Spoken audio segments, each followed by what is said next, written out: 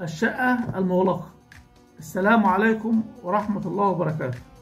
في حالة الشقة مغلقة تماما وبقى عداد كهرباء مسبق الدفع الكارت،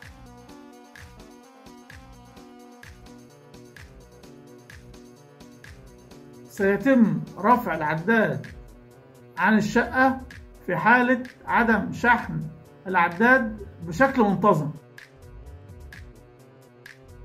يجب شحن عداد الكهرباء في أي شقة مغلقة غير مستعملة،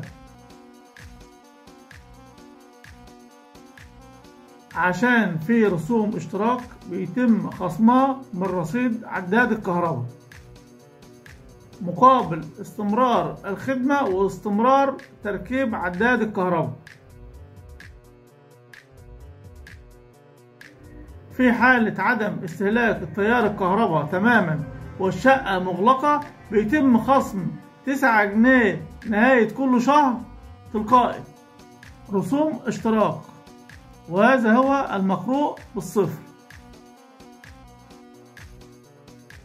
في حالة الشقة مغلقة وبقى عداد كهرباء مسبق الدفع تم تركيبه عن طريق القسط، فيجب على صاحب العداد بسداد القسط كل شهر مع رسوم الاشتراك.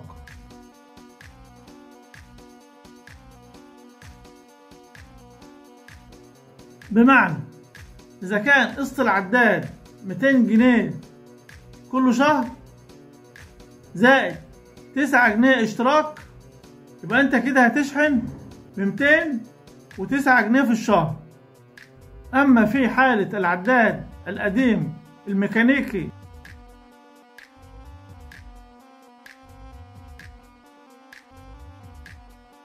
فيجب أن يسأل المشترك عن فاتورة الكهرباء كل شهر علشان يتم سداد الاشتراك الشهري اللي هو 9 جنيه وبيكون على شكل فاتورة.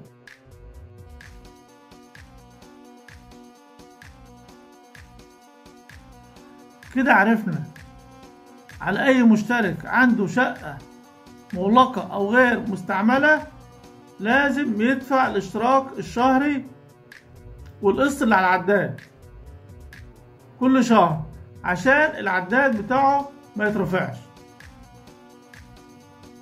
شكرا، السلام عليكم ورحمة الله وبركاته.